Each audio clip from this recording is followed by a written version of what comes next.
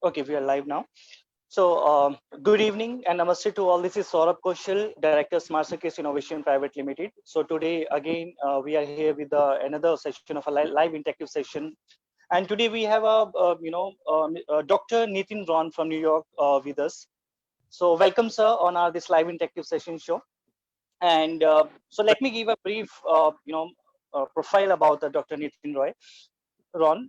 So Dr. Nitin Ron is a neonatologist, baby doctor, and loves high altitude tracking and monitoring. He is an associate professor of the pediatrics at the New York Methodist Hospital and loves to use innovative method to teach medical students. He is often humble and amazed by what love and compassion can do to heal little premature and sick babies.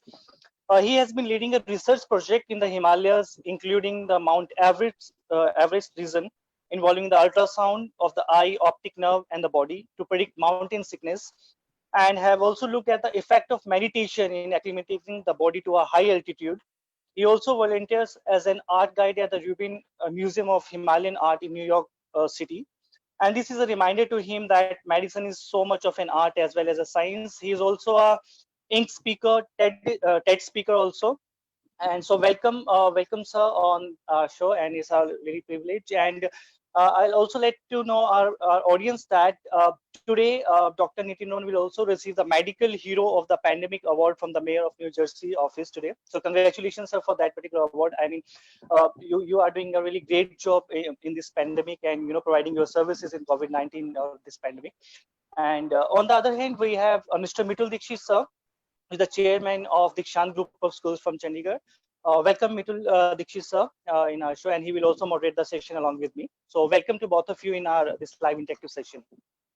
Thank you, Saurabh, and welcome, Nitin, Dr. Nitin. And it's a great privilege to have you amongst us today. And the first, when Saurabh shared your profile, and with what the first question which came to my mind was, what is a neonatologist, and how is he different from a pediatric surgeon or pediatric? Or a pediatrician, yeah. And first and foremost, thank you for the very wonderful introduction and very flattering, Saurabh. Really appreciate that.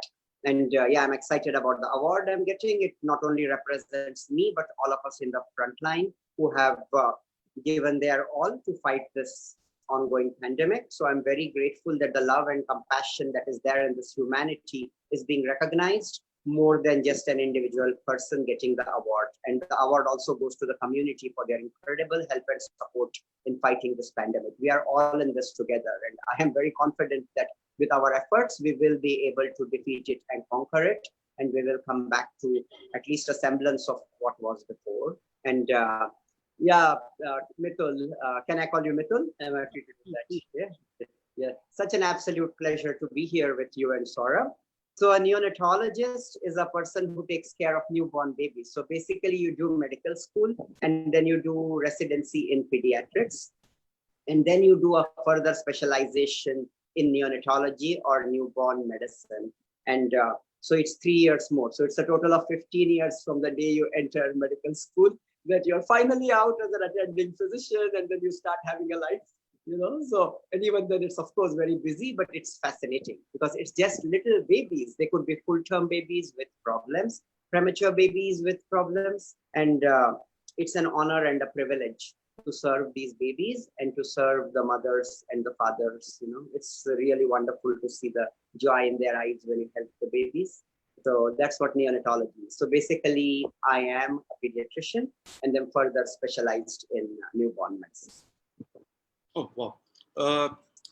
Would like to Nitin would like to know more about your journey from schooling to how did you decide upon getting into taking pediatrics as your specialization in the pediatrics, as well as getting further to be specialized in neonatology.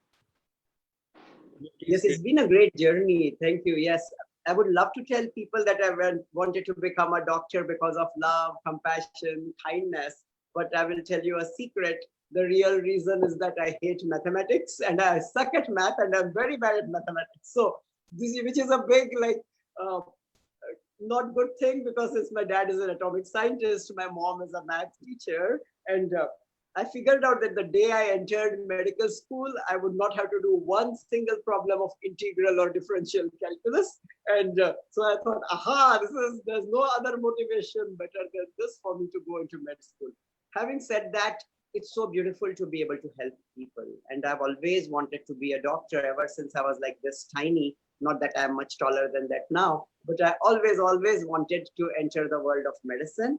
So getting into med school was a dream come true for me. And I love babies. They are so cool. What is so incredible to me about babies is that they are absolutely unconditioned. So typically I even see a baby that has an IV, it has a breathing tube, but when they turn 6 weeks, they still start smiling. So no adult will have that capacity, or very little. So I think that is probably because they are unconditioned. And it is my philosophy that all of us have innate happiness, innate bliss inside us.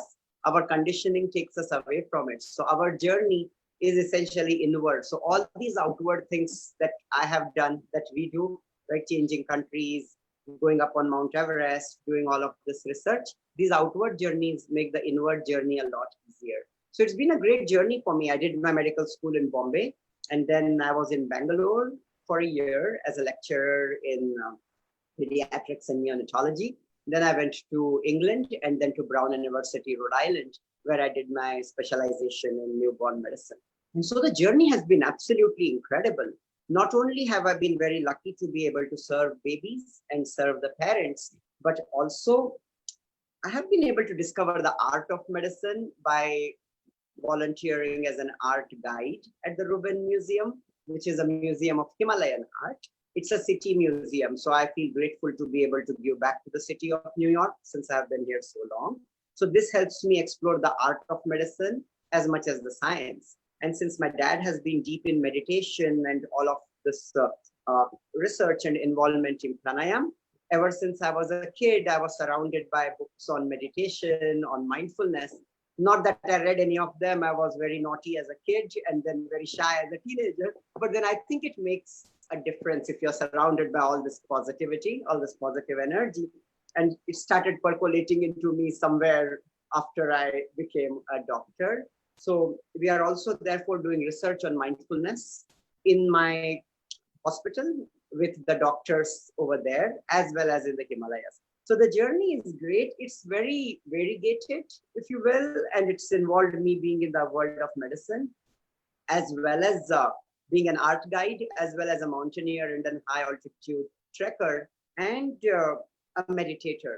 But I think the biggest thing for me is what I have found, if there's one thing I would say, is the power of love and compassion is so immense. And at every stage of my journey, through medicine, through meditation, through being a guide, what shines through is this beautiful ability every human being has to radiate love and compassion. And I feel this energy is the strongest energy that makes the world go round. So I feel this journey, having done so much superficially, if you will, the journey is not so much about myself as it is about discovering what we innately have, with the power of love. Yeah. Great. Saurabh? Yeah. So, sir, I have a question, Nitin sir. So, what motivated you to become a baby doctor, since your passion has been, completely different from your profession? I love babies. Number one is the unconditioned attitude that the babies have, but also what is very cool about a newborn baby is that even if a baby is born with no heart rate, not breathing, and you're there to do the resuscitation, you do the right things, it's a 3-minute window that you get to resuscitate this baby. What is so beautiful is you are literally given a tiny baby with a gray color, not breathing, as I was mentioning. You do the right resuscitation, within 3 to 4 minutes, you have a pink crying baby in your head. So the resilience of babies is fantastic. So it makes everything worth it. So I love action. I love being able to be there, in the midst of a crisis scenario and being able to help people in that situation. And therefore, I feel very privileged. So I feel that the resilience of babies and their response to the right resuscitation and becoming normal so quickly is very rewarding. And that's the beauty of newborn medicine. Also, the worse the situation, the calmer you have to be. And I love being tested, minute by minute when the pressure is on, to see if I can stay calm, to see if I can be there for me and my team. Because it's not just me, it's a beautiful team that I am with. It's me, my residents, the nurse practitioner, the nurses, the labor delivery team, everybody is involved in this. So no one person can do this. So it's an incredible teamwork, but that's what I absolutely love, being able to stay calm, having the pressure on, and still being able to help a little baby. So this is what I'm fascinated with in neonatology. Some of the babies are not bigger than the size of your iPhone, and it requires a lot of skill and patience to help them.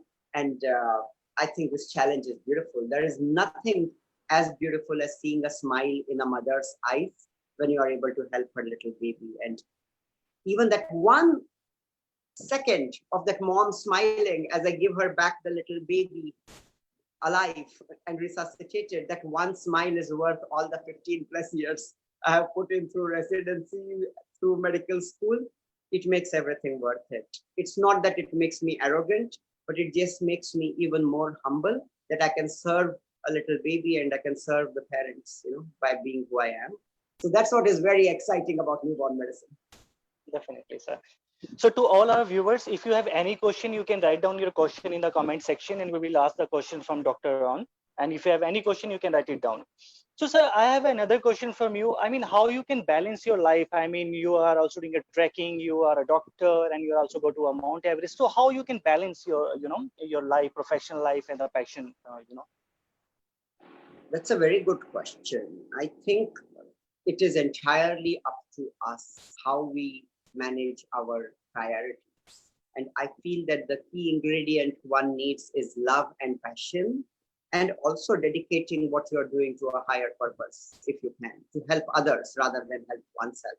I believe that if one has these goals, then all one requires to do is just go into ourselves, make the journey internal, shift a couple of paradigms that we allow to run our life, and lo and behold, the time usually manifests for everything that we love.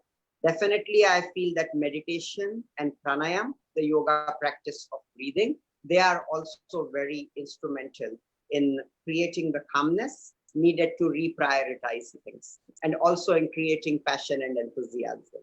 So I feel that through a combination of pranayama, the breathing, through a combination of meditation, as well as just having love and passion for what we are doing, I think essentially one can find the time to do everything. Time isn't here.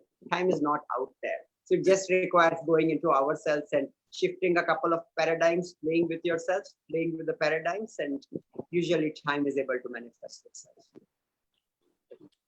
Can you also talk about some bit about your projects at the Himalaya? And what was when was the first time that you decided to climb the Mount Everest? Yeah, I first went up on the mountains. The first hike I did was in 2006. And then the first climb I did was in 2007. It's so incredible. The first long hike I ever did was to the base camp of Mount Everest. And then I was walking and I'm looking at this mountain. Mount Everest is a very cool mountain. She is very understated, which is how I feel all people should be. Despite me like talking right now, each of us here, especially in the West and everywhere, are so used to talking, so used to projecting ourselves. Sometimes it's helpful to just be present, take a deep breath, and just be silent. And this is exactly how Everest is. From the base camp, you hardly see her. You see just this tiny little peak poking out of the other smaller mountains, and she looks very quiet and diminutive. But she is also called Chomolungma, which means Mother Goddess of the Earth. But she is really massive. Even the base of Mount Everest at 17,500 feet is higher than the summit of the highest mountain in the Alps, which is Mont Blanc at 16,400. So it's like Everest and the Himalayas are looking at you and laughing, and they are telling us, ha, if you think you are important, we have been standing here 350 million years and we don't even know you exist.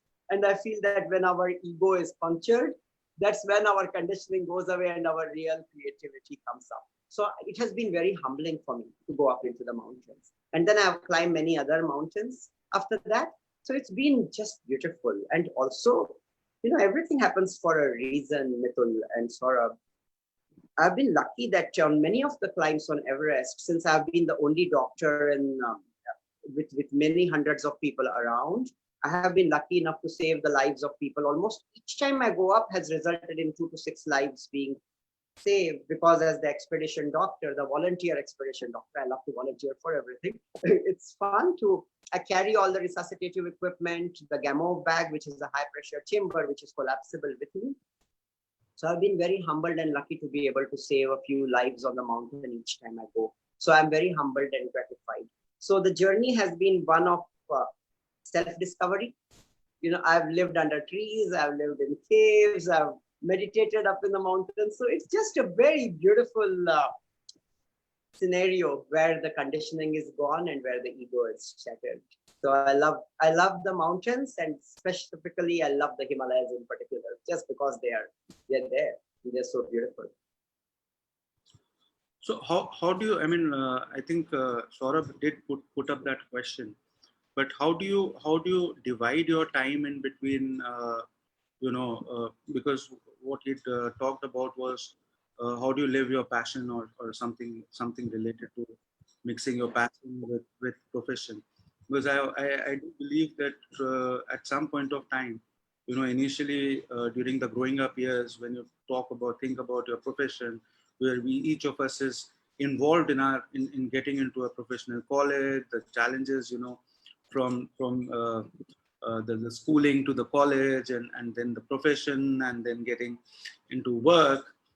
And somewhere it happens that, once we are settled with a bit settled with our lives, with majority of us, what happens is that is the time we discover our passion.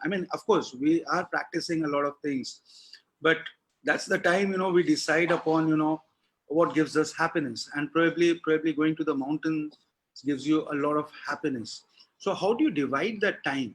Because particularly with the kind of profession you are into, where it's not easy to take a sabbatical in between your work. Yes. As far as the time goes, we get 4 weeks off in a year, and most of this time I spent being in the outdoors or hiking, not just in the Himalayas, but also hiking the national parks here in the United States, as well as the parks in Europe. So it's basically the vacation time. And other than that, on a busy working day, it's really wonderful to finish being at the hospital.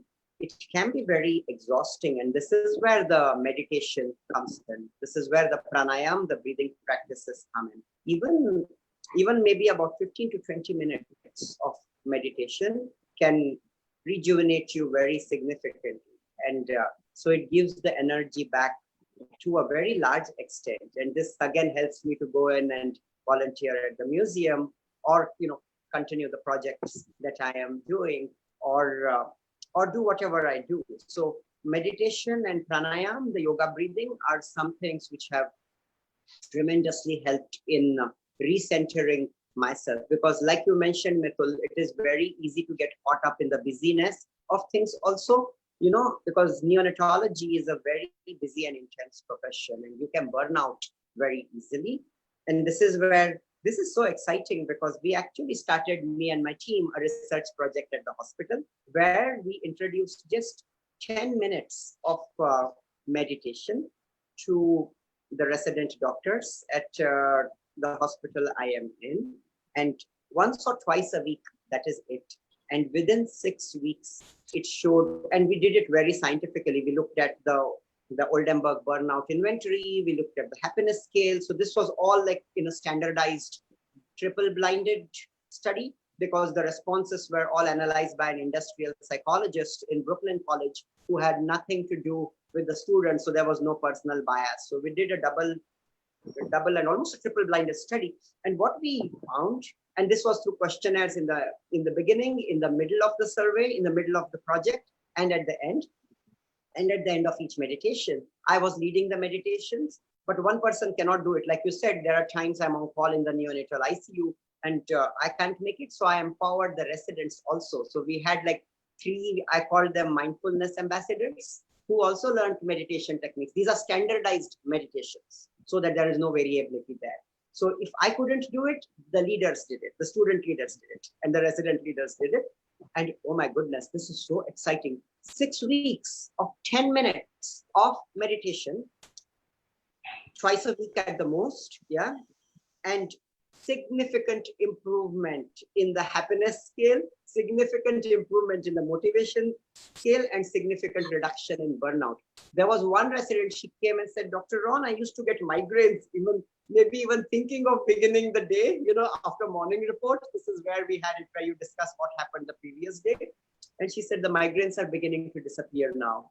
And so these are incredible testaments to the fact that, sometimes just taking a pause, a little bit of mindfulness and self-contemplation really helps to prevent burnout. So if there is no burnout, this is what makes it exciting and gives you a lot of energy to do multiple things. I love my sleep. Please don't get me wrong. I'm not this ideal person who's like working 23 hours a day or 20 hours out of 24 hours. I absolutely love my sleep, and the time that I am not on call at the hospital, I'm there with the blanket over my head at home trying to get some sleep. But the beauty of meditation and pranayama is that it will give you a lot of energy. I've been very lucky to just very recently co-author a book with my father, and this is on the science of pranayama, where my dad, who's been practicing this for over 5 decades, he talks about the actual method of it, and I talk of the medical science behind it, including the acid-base balance, including what we have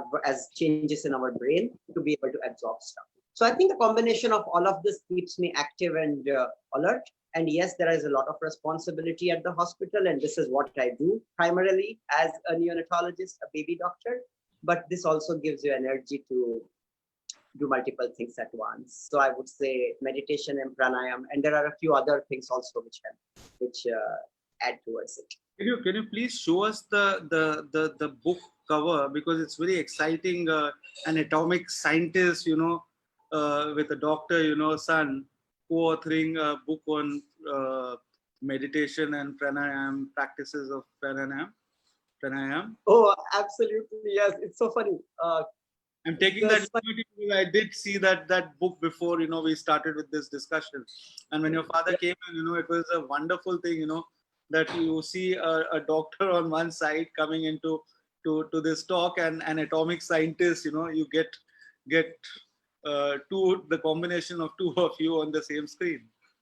Yes. Oh, this is so funny because the camera might shake a little bit because I put my iPad on the book. So I'm going to remove it so that I take the book out so you can see it. It's very exciting. Oops. Okay, we are back. So, all right. Okay, wonderful. So luckily the iPad did fall over, though it slipped. So it was resting on this book. So this is the book, and it's exciting to me because it says pranayama, breathing techniques for health, healing, and tranquility. And the first author is, of course, my father, who has devoted over 5 decades and him being an atomic scientist. Oh, and this is so cool. 3 years ago, his other book got released, and this is on atomic science. This is the only book of its kind in the world on atomic physics. And he did it in collaboration with Jane Laird at the Defense Research Labs in Albuquerque, New Mexico. And it's by Wiley. It's published. The atomic book is published by Wiley. So he's not a novice to writing books. But I was very honored when my father invited me to participate in the formation, the writing of this book. So it's been an exciting journey working with my dad on this, because he used to be very frustrated with me when I was a student, because like I told you, I disliked mathematics and I used to fall asleep when he was explaining these intricate problems of integral calculus and whatever. I keep talking calculus because these are also abstract to me. I'm sure it has its place, but my mind works where I have to see it visually. That's why medicine worked for me, because, you know, I could be there and like visualize what I'm doing as opposed to something much more abstract. So I guess my brain doesn't do abstract very well. So it was a great, so I used to get scolded by my dad a lot as a student, as his student, because he used to, I used to sit in front of him trying to learn math. So this was like reinventing our relationship when I wrote this book with my father. And it was a beautiful journey, very different because, you know, I live in New York and they visit me from India. And so this collaboration lasted 5 years. So it's the effort of 5 years of the work of my father and myself exploring the medical basis. So I was very excited when this book came out. It is by Spavian Publishing, which is an Indian publishing company. So it wasn't self-published, it's officially published there. And it recently got available as a download because with COVID and everything happening, obviously the book delivery is affected. And so it's also available as a download now. So I'm very excited. So it was a great thing writing the book and exploring the medical science behind pranayama, and which is what the book is about. Yeah. So, sir, I have a question from audience side. Jaspreet Kaur, she want to know, how can one be strong emotionally and mentally, especially in your profession where you have to face different problem each day?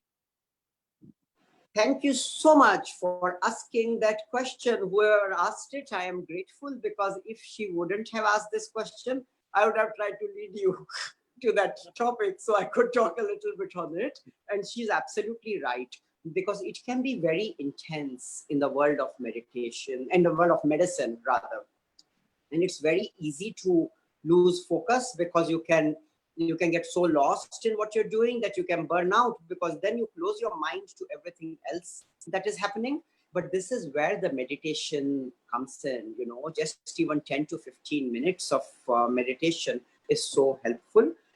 I feel that the biggest reason that this helps, the meditation and the pranayama, I actually would love to tell you that, oh, I am this great meditator, I spend 10 minutes, even 15 minutes every day. But I am also pretty much a wimp. Many times I get up late, I look at my watch and I say, oh my God, I'm late again. I need to rush to work. And I tend to skip the meditation. So this is where even doing the pranayama, the slow breathing practice of the breathing techniques, that itself can double up as a meditation. And I feel that the biggest reason, going back to the question that she asked and answering it, is I feel that what meditation and or pranayama helps us to distinguish between is the difference between empathy and compassion.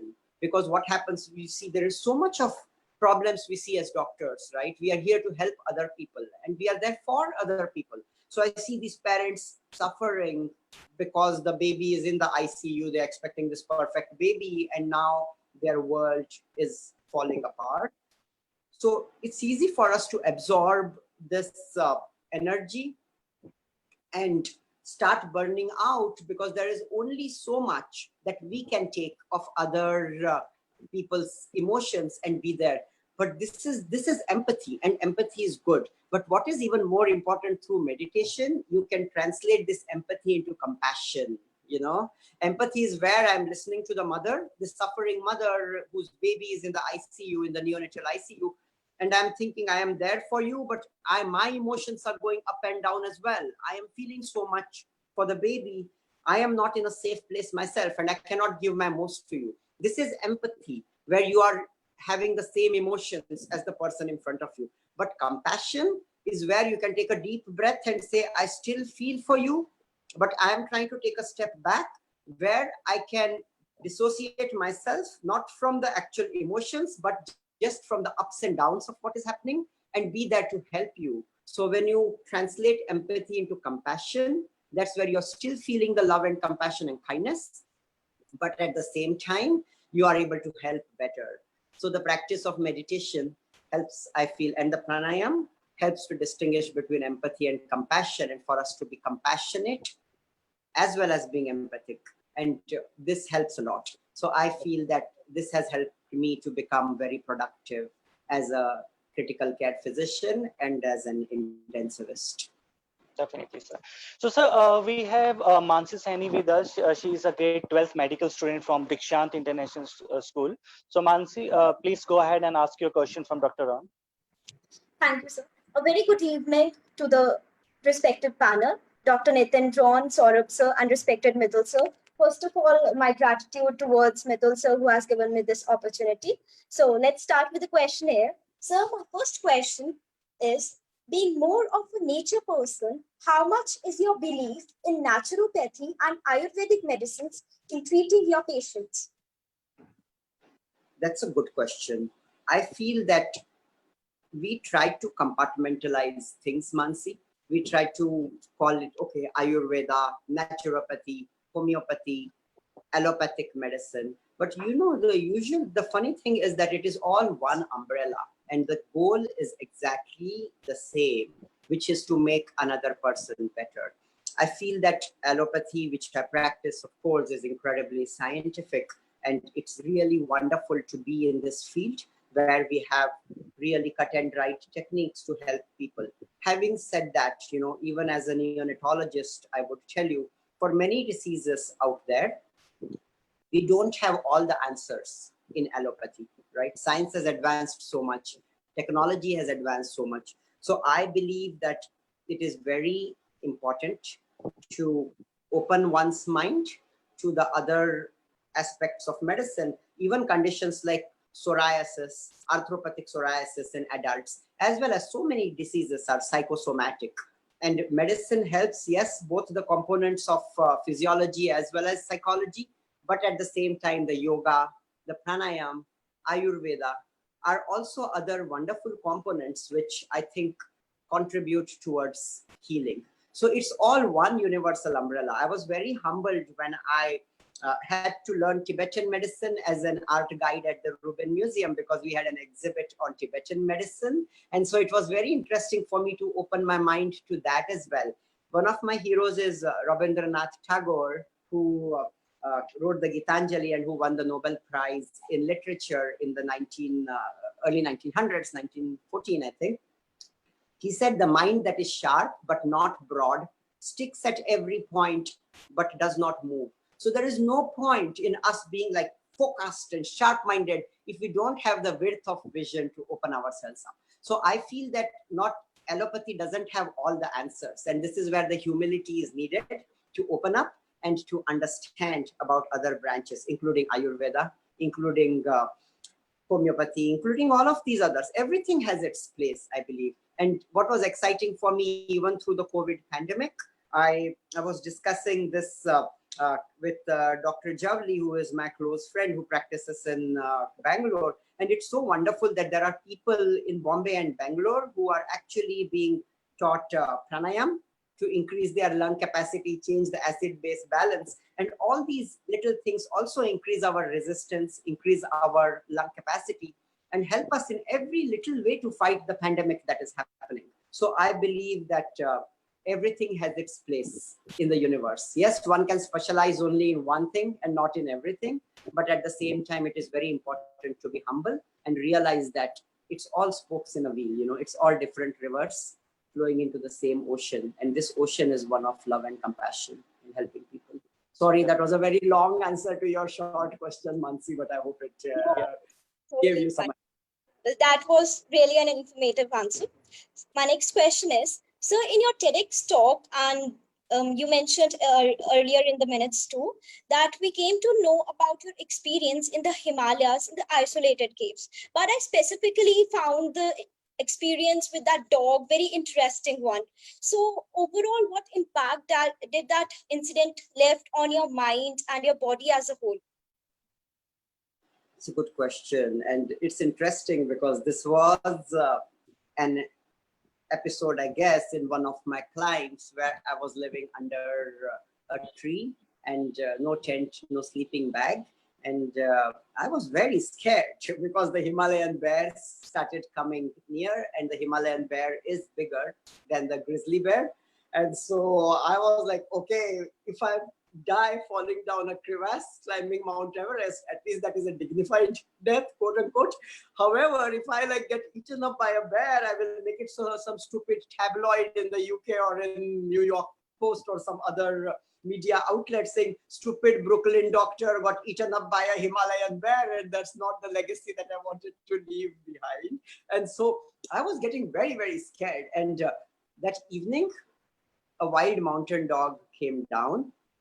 He started growling as I was meditating, and I was scared of him as well. The mountain dogs are closer to the wolf family, the lupus family, than the canis family. But through my fear, I was able to like put my hand on his neck and just take a deep breath. And I felt him get less tense and calm down. And he actually stayed with me for the 10 days that I was under the tree. He did get me dead rats and mice to share his lunch or dinner with me, which I politely refused. But there was no reason for him to do that. And this is what brought home to me that love and compassion are very strong energies that we have in us, which is not restricted to human beings, but which also percolates to the animal kingdom. So it was something very special and very wonderful.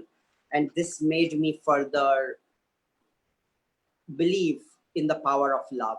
We also have a program at our hospital, which is currently on hold due to the pandemic, but it's called the Baby Cuddler Program. So we have the volunteer cuddlers come and just cuddle with and play with these tiny premature babies. And there is a very strong evidence from my alma mater at Brown University, as well as other institutions who have followed these children up to teenage, that the babies who are cuddled have a shorter hospital stay, have a much healthier course in the neonatal ICU, far lesser complications, and go home much earlier. And they are even further much better balanced as teenagers.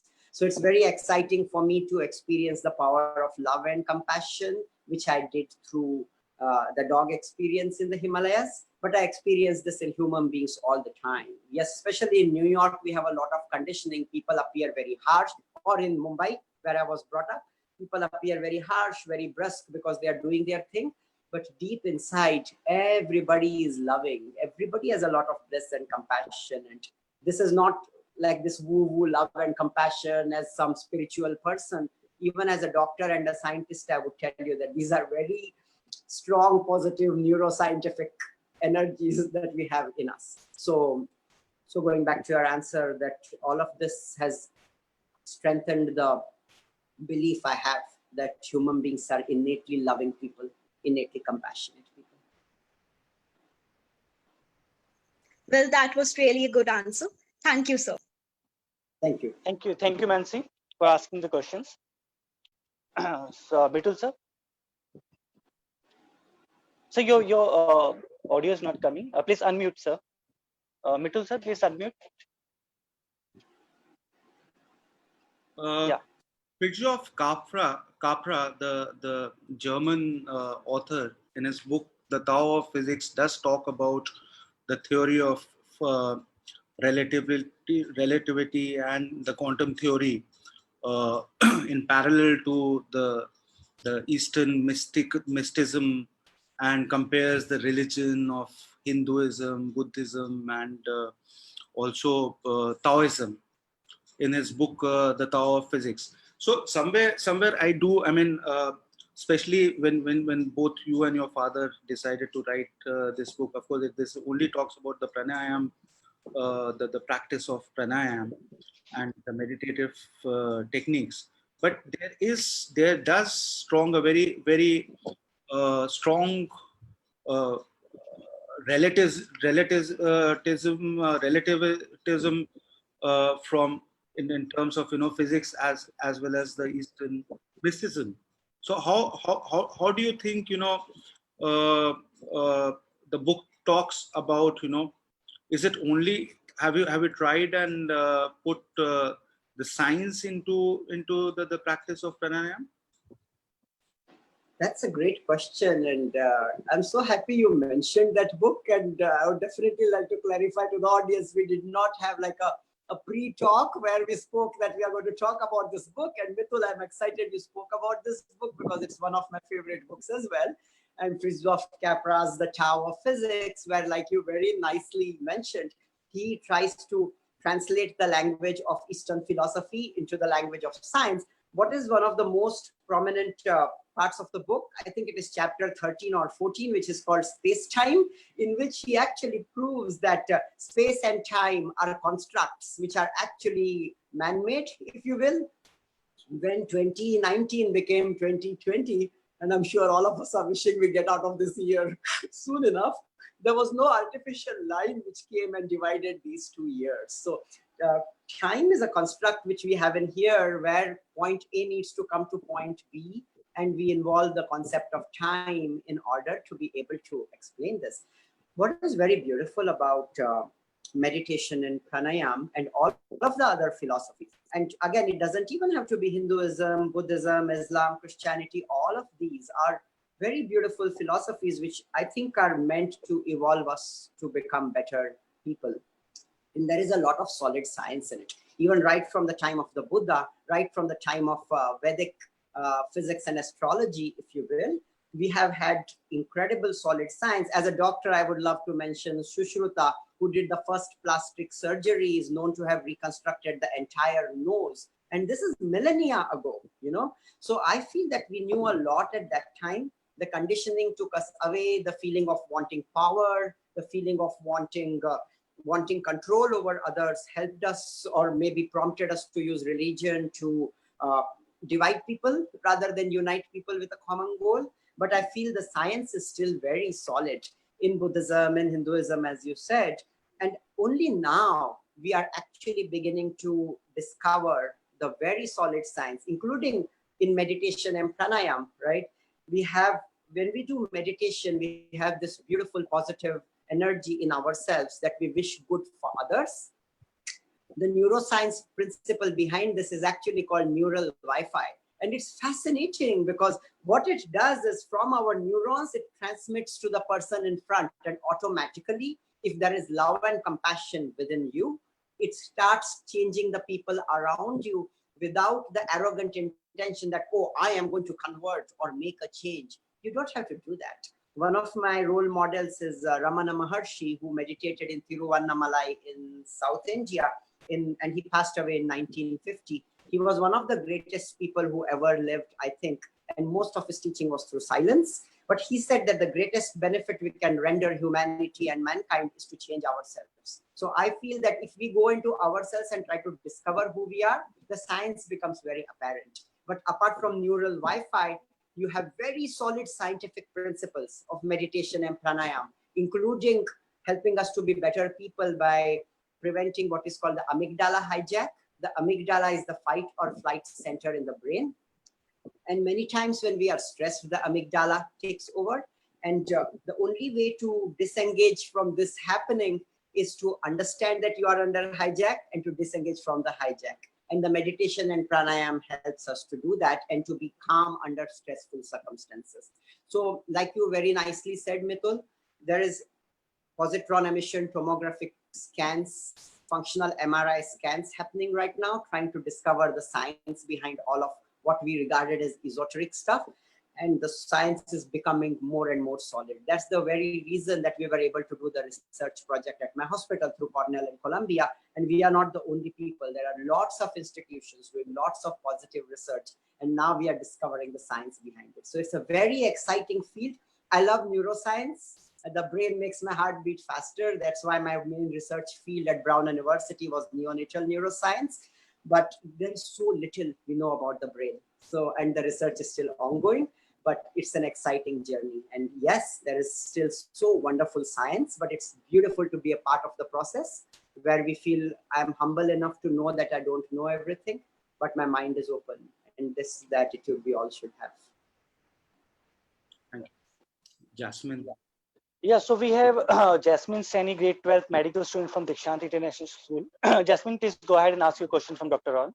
Thank you so much, sir. Good evening, everyone. Thank you so much for giving me this opportunity to be here in conversation. I'm very glad to be in conversation with you. So my question is, as a neonatologist, you have helped so many prematures and stillborn babies, but there comes a time, I mean, I'm sure that there comes a time when doctors are unable to alleviate the pains of, I mean, the emotional pain of a mother. So, what qualities are required in a doctor who deals with this segment? Very good question. I feel that one of the most important things that is needed is definitely the ability to have love and compassion, to be there for the patient, if you will, to be there for, here in my case, the patient's parents, as well as for the baby. But at the same time, you have to be compassionate, but at the same time, you have to know that as the doctor, you are there for the other person, you know, so we cannot burn out with the compassion. I can give you a very brief example of how during the peak of COVID in New York 2 months ago, we saw our worst time, and hopefully that time won't come again. I hope people continue wearing masks, continue following CDC guidelines. Just look at the science and not bring politics into coronavirus and whatever is happening now. Please, if you stick to the solid science, I feel that, you know, with the presence of science, love, compassion, and consideration for others, I feel that we can still help. So there was this incident where we had a small baby, not very premature actually, who was having problems. And we thought that this is at my hospital in Brooklyn, in New York. We thought he was not going to be able to make it through the night. And the mom had COVID, so she could not come and see the baby. And to me, one of the worst things is where I have a baby who is very sick and the mother cannot even see her baby.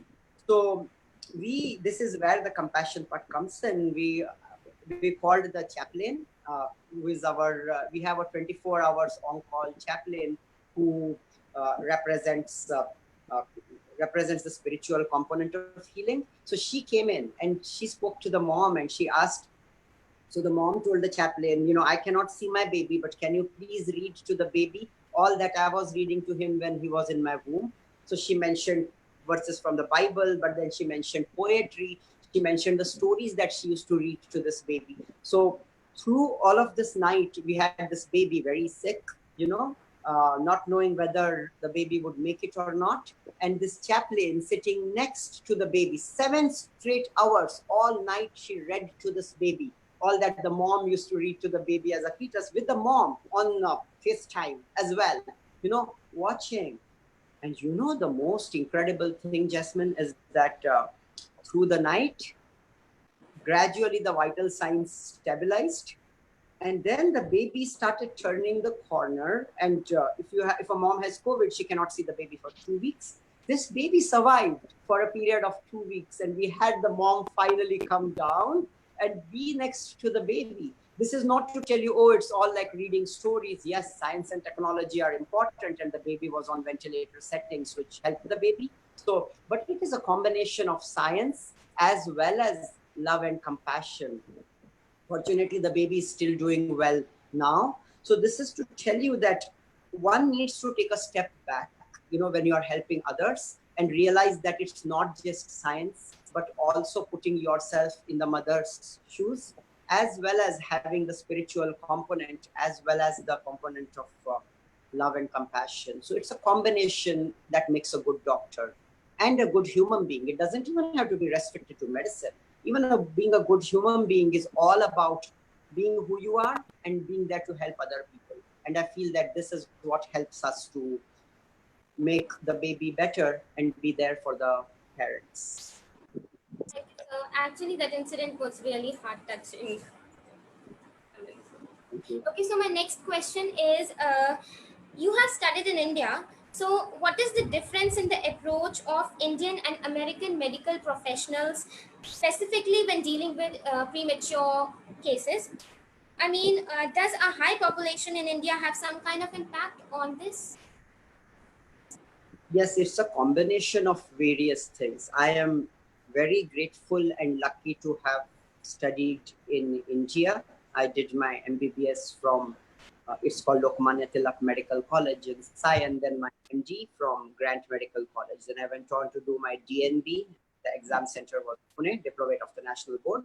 And then I went to England and then to the United States. It helped me to look at the healthcare systems in 3 different countries in 4 different university hospitals. And I feel that Indian doctors are fantastic. In all the developing countries, we are trained with using our clinical skill a lot. And that really has its place, you know, about even the very act of touching a patient, being there, holding the mother's hands when she is going through so much, and being there for her makes a big difference. This humanity is something very beautiful that you learn in India. In Western medicine, we learn the beautiful benefits of technology and how that can be used to help. So I feel that the ideal medicine is a combination of humanity and using technology. There is a lot of humanity in the West as well. And going back to your specific question, one of the biggest things I feel that healthcare here, maybe it is because of the smaller population, yes, but maybe that is not the only reason, is almost universally accessible in the United States and in many places in Europe. Like if we have a child who is sick, yes, the insurance comes in, we have these realities, but no sick child in the US will be denied use of a ventilator to save that baby's life. No sick adult who is, this happened almost 20 years ago when a man died in front of a hospital in Chicago because the hospital wanted his insurance, he couldn't produce it, and he died outside. After that, they made a rule that no medical care can ever be refused for anybody who is struggling for his or her life here in the US. So I feel that there's beautiful humanity in India, but vast population and the resources, of course, it's a developing country, has not made it accessible for every person out there. Because I know, because I'm from Bombay, I've seen what happens in the slums in Dharavi. I've done like projects out there in the absolute rural outreaches in places called Vawar and Mokhada, places that you haven't even heard of in Nagpur district, when I was serving the villages as a part of the my internship. And the amount of poverty you see there even now is very abject. So I wish that it was more accessible. Yes, we have our problems in the West. It's absolutely not a paradise. We have people from different races and religions, and especially the movement which is happening now, showing that healthcare is still not equal here. But I feel that it is even less equal out there, which doesn't mean that we can't make it better. In a way, you know, I never wanted to leave India. It's so funny because I didn't even make my passport till I started practicing in Bangalore. But then I thought that number one, I want to do research, and which I ended up doing in the field of neuroscience. So I was in molecular neuroscience. I was working at Brown University, where we were able to actually work on the genetics of preventing hemorrhage in premature babies. So the research was one, and the other thing, of course, was teaching. So I could have the best of all worlds, like by being a teacher, since I'm affiliated with a teaching hospital here. So it gave me the best of all worlds, but I'm still very humbled to be able to help people in India. So this is not, again, as I said, these are all countries where there is so much love, compassion, and there's so much of desire to help in Indians as well as in people in America. But the biggest difference I found was the equality of healthcare, not being able to reach everybody out there. And the vast population, the lower resources definitely contributes to it. Again, having said that, we are very aware that we have our drawbacks here also. And in no way is this like I'm speaking from a position of superiority, saying that, oh, I'm in America and India has all these problems. These are universal problems. But since I've experienced medicine there, I would say that it's much more unequal there. I still cannot imagine a child from the slums or a man from a very, very poor background in a village being able to reach in time to have the highest technology out there. It's still possible. It's still there. And there are incredibly beautiful, compassionate doctors in India as well as in the United States. But I feel that that's one big difference. Thank you so much, sir. Yeah, thank you, Jasmine. Thank you. Mitul, sir, you have a question? So you've specialized in neuroscience. Neuroscience is one interesting field which you've worked on. Can you also talk about the a lot of research is going on, and the Graduate School of Education, Harvard University, is also there's a lot of research going on about the impact of music and mathematics, and the London the UK cab drivers, the way they get their license, and the impact of so how do you relate certain combinations of music and maths and other fields in education? This is a great question. This is so funny. These questions have never been asked before in any of my interviews, and I really feel that, or at least not in the direct way you did, and I feel very happy to be able to answer them. Actually, music plays a big role in and mathematics actually, which is very very funny that you asked in learning and in understanding. I play Indian classical music on the flute, and it's exciting for me to see how music affects the thinking and the learning. One of the first versions of the periodic table, it's called Newlands Law of Octaves. The current periodic table of elements we use now is called the modified Mendeleev periodic table. Before that, a scientist called Newland actually put the elements together, tried to group them together through music. So he did like do, re, mi, fa, sol, la, ti, and then he did it on all the musical notes. And the funny thing is, even when the elements followed the cadence of music, that periodic table is incredibly similar to the modified Mendeleev periodic table that we use now. This is one aspect of it. So the other aspect is Johann Sebastian Bach, who is one of my favorite classical music players. His music is very mathematical. So if you look at Bach's music, what he does, we think that among the 10 fingers that we have, if you ask what is the weakest finger, people will think the pinky finger, but it's actually not.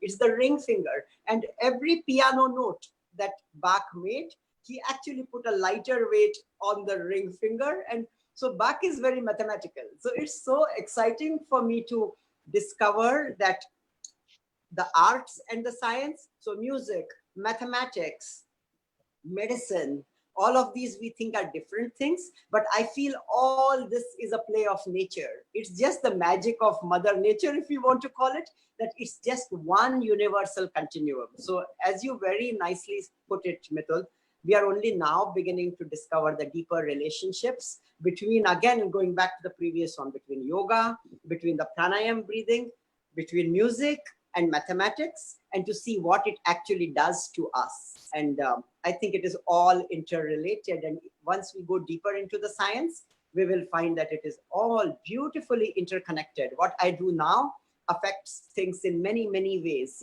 That's even more reason why I feel one needs to be loving and compassionate, because just through the power of love, if I'm able to put myself forth, this little thing, these little acts that we do has positive ripples all around, because everything, all this energy is interconnected. And that's my take on that. And how important, because it's important. I mean, in the curriculum, I'll talk about the school education and the college education in India, and the school education, which now when we talk about love and compassion, somewhere I feel there's too much of pressure on these growing kids. And I mean, the happiness factor is missing to an extent since the last, I would say, a decade or 15 years, last 15 or 10 or 15 years. Do you think how important, and the West has started realizing the importance of, wellness and happiness? People who used to talk about, with Professor Howard Gardner, who championed the multiple intelligence theory, has come back to, writing books and talking about wellness and the importance of wellness and happiness. So do you think, I mean, you did talk about your work at, knowing Dharavi, the slums, which are Asia's biggest slums, well, and, working in the interiors of Nagpur also. Do you think that when you talk about the Indian education system, how important and how well can what could we do to bring that happiness back into the curriculum? That's a great question. And I think it's not only limited to India, both in India and the West. I think we need to bring back this beauty, this joy that we had in education, that we had in learning. And this might not only be a problem in the last 10, 15 years, probably even like you very nicely made that point. It's been inherent in us in a very long time to misinterpret education as being just very didactic.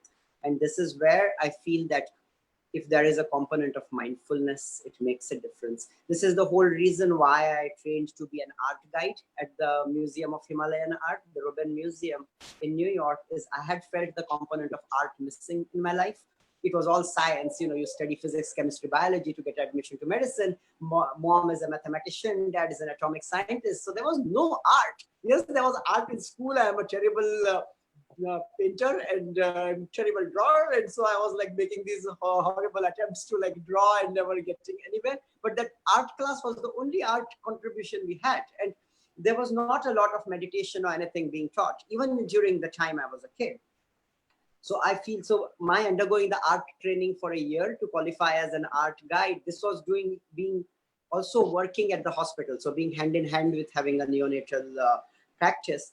I think that finally opened my eyes to the beauty of art, to the beauty of mindfulness. And I would say that all of us everywhere in the West and in the East need to incorporate a content of mindfulness, of meditation, in our learning. And this will really make a difference. It's like the Dalai Lama put it very nicely several years ago. He said, teach every child to meditate and you will eliminate war and unhappiness from this world inside 2 generations, and that really is true. So sometimes we need to step out of the box, look and then assess where we are going, what we are doing, make our journey internal, and then discover what needs to be done to create our happiness. So you're absolutely right. I do believe that meditation, mindfulness, pranayama all have a role, among other things, in doing. And also the 2 other things I would say are being away from social media a little bit at least. We all have our umbilical cord so deeply connected to social media.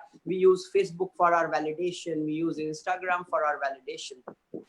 There is really, and it creates false profiles, false impressions and ideas. There really is no need to do that. So yes, media has its place, because when I gave the TED Talks, I could put it out on the media, and so at least it reached a wider audience. Because this is not so much about me as about the message of love and compassion, but do it in moderation. Just fix a little bit of time that you go on Facebook. It's absolutely impractical to say don't go on Facebook, Instagram, TikTok or whatever, which doesn't exist in India at the moment. I think whatever you're doing, it's okay to do it. Life is a balance. Like the Buddha said, it's a nice middle path. You can't have binary attitudes in life, but at the same time, moderate your involvement in that. The other thing I would say is even the media, moderate how much of news you are reading. Just don't let it go. If you look at the first 10 headlines on every news outlet, 9 or all 10 of them are bad news, quote unquote. There's a lot of beauty. There is a lot of positivity still happening in this world. Even through the pandemic, I will tell you, I have examples in the community. I have examples at my hospital where people have given their own just to save another person. So there are beautiful stories of love available out there as well. So yes, look at the news. It would be very silly and impractical not to know what is going on, but don't overdo it with that too. And the last thing I would say is keep positive company, because it's so, how many times have we walked into a group of people all like negative, talking, criticizing without anything constructive? I'm not talking about quality assurance conferences where you pick up something and then you have a solution to it. But yes, but how many times do you walk into a group, they'll say complaining and cribbing about everything with no answers. And then you walk out of that group thinking, wow, I was so happy and enthusiastic when I walked into this group.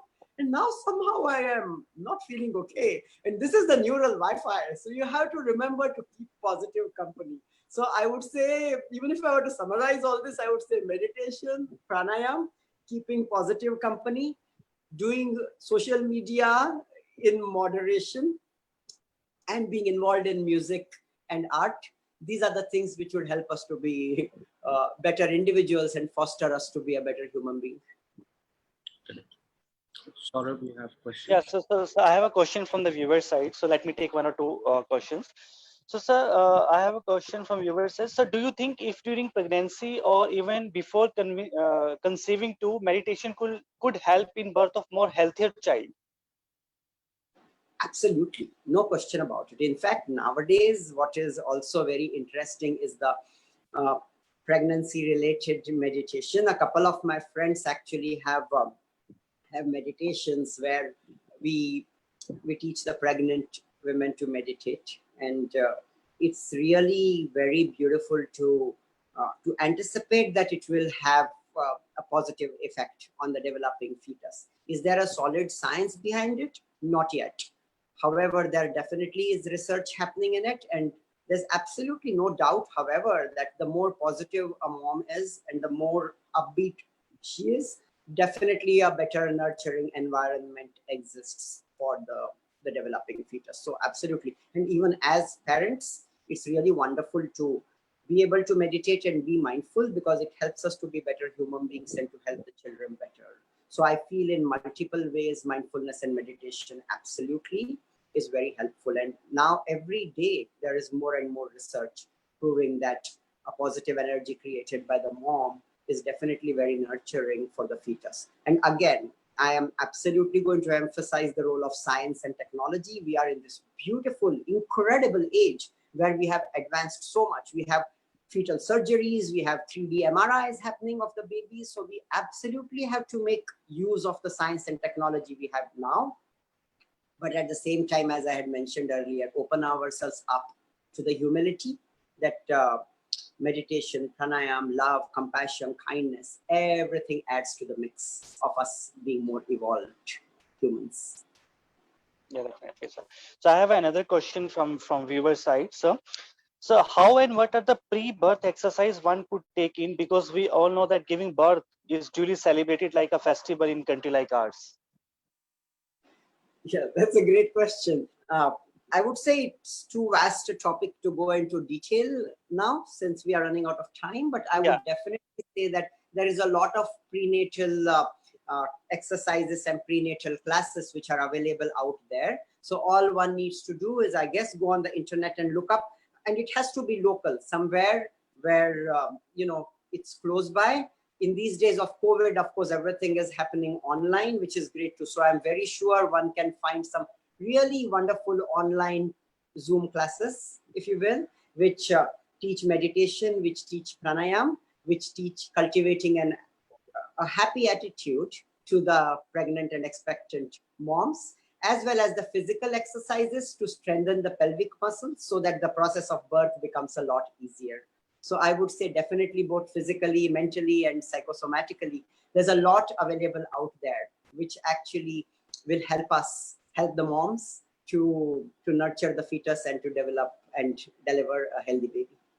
definitely. So let me take, sir, one last question from the viewer side, as we are running out of time and you also have to leave for New Jersey for that event. So this is related to your hobby of trekking and mountaineering. Do you think one could make good use of one is passionate about in their profession, like you are a baby doctor, but the general stereotype would be that a doctor won't be a mountaineer? Which is very interesting. I like the question because Mont Blanc, which is the highest mountain in Europe, was actually first summited by a doctor. And so there have been lots of people in the world of medicine who have gone the extra mile, no pun intended, hiking, being in nature, climbing, and mountaineering. And I feel that it has helped them to become better human beings as well as better doctors. Medicine is very important. This is what we do, training so much to be there for other people, but also being in the midst of nature. Nature is the great healer, so being humble enough to understand the power of nature through climbing mountains and being in music, in art, exploring all these components is definitely very helpful. Edmund Hillary said it very nicely when he was asked, how was it climbing Mount Everest? He said that what we conquer is ourselves, not the mountain when we climb. So remember, the mountains aren't here. We all have our mountain to climb. The journey is essentially internal. So doing these external activities outside helps us to make the journey internal and to climb our own Everest. So many of us have so many difficulties we face in life.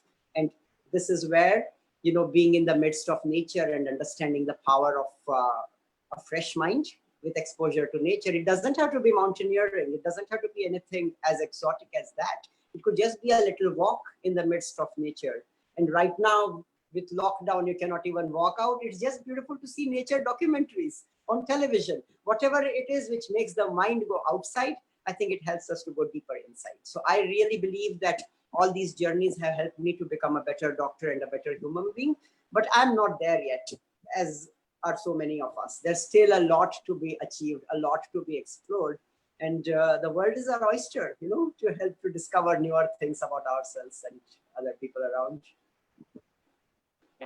That's very well put, that we conquer ourselves rather than, when we start thinking about conquering mountains. And we often hear that, so and so conquered the Mount Everest. I mean, the moment you start realizing that it's just conquering, when you started, you talked about, how tiny we are as humans when we see the peaks of the peaks of Mount Everest. I mean, very well put up, that it's only about, conquering ourselves rather than conquering these huge mountains. Thank you. Yeah. So, sir, Nitin, sir, what message do you want to give to our viewers before we can conclude this session, sir? I would say, I'm not like qualified enough to give a message or give a learning point, but I would just reflect on my experience. And I would say that never underestimate the power of love and compassion.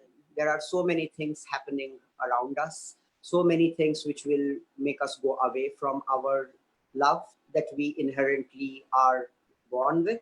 This is where I would end with a quote from Viktor Frankl, who was one of the sole survivors of, or one of the few survivors of the Auschwitz concentration camp. He was asked, and he was a psychiatrist, he was a medical doctor from Austria, and he was asked, you saw your dad being killed in front of you, your mom being killed in front of you, your children and your wife, how are you walking out still intact? And what he said is that between every stimulus and response, there is a space. In this space, we have the power to choose our response. And in that response lies our growth and freedom. So we cannot control the world. We cannot control what happens to us. But what we can definitely control is our response to it. That is 100% under our control. And if our response comes out of love, understanding, and compassion, please don't mistake love for cowardice, because Gandhiji is one of the greatest examples. Love itself can conquer worlds. So this is not love where, so I'm loving, I'm going to let the traitor come in or the enemy come in and, take over. That doesn't, I think compassion and love makes us better fighters for what is right and what is true in this world. So I would again say, reiterate, don't underestimate the power of love and compassion. And this is the greatest message I think I would have for anybody out there willing to listen. Well, one last question from my side. And how do you think, since you're based in New York, New Jersey, and how do you think is the COVID vaccine progressing? And I mean, a lot of people would like to know from your part of the world. I mean, when do you think the expected vaccine would come in? Yes, I practice in New York, and we have led, my dad and I, a bunch of mindfulness seminars in New Jersey. So it's essentially the tri-state area, New York, New Jersey, and Connecticut. But my main practice is in New York. And what we saw 2 months ago was something very, very mind-rending, if you will. It was one of the most difficult things for me to understand and tolerate, especially when I saw these freezer trucks outside. We had so many dead bodies. Our deaths were over 1,200 deaths every day. Deaths every day in New York City at the peak of COVID 2 months ago. not enough place in our morgues. So we had to rent freezer trucks to stand outside the hospital and to store these bodies. So it was a very tough time that we went through. I know India is going through a difficult time as well, and our other states in the United States, New York and New Jersey, hopefully maybe we have seen the peak of the pandemic and we are coming down on the curve, but that's no guarantee that it won't have any resurgence again.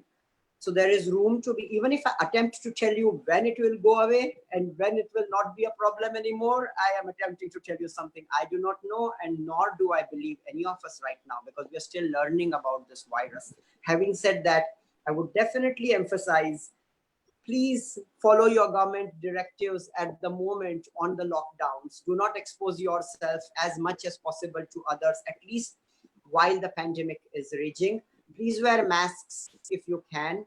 There are so many opinions out there. Even in the United States, we have ended up politicizing, unfortunately, this horrible pandemic. So please get away from politics. Just listen to the science directives out there. So in the United States, listen to the CDC guidelines.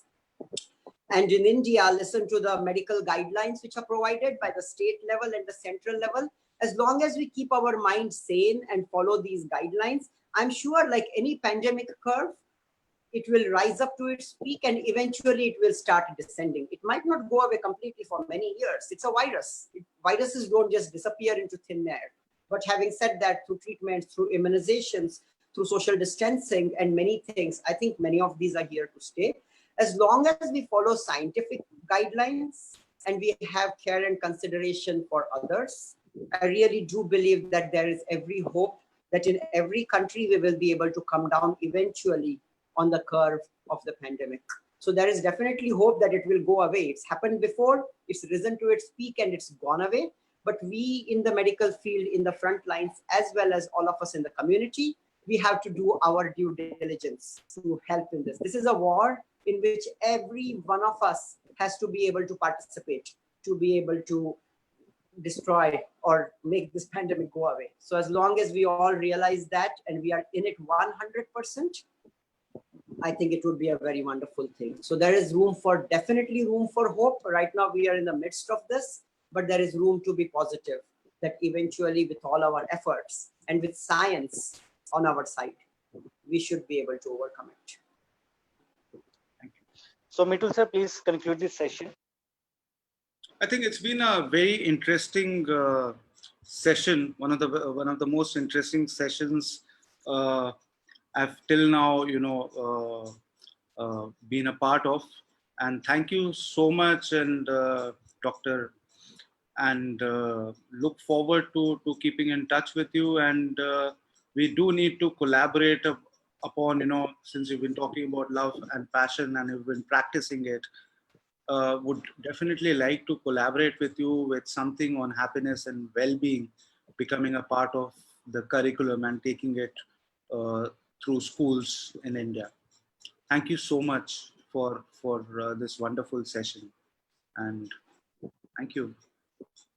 Thank you very much for giving me the opportunity, and I'm absolutely open to collaboration. I'm very excited and absolutely looking forward to making this happen.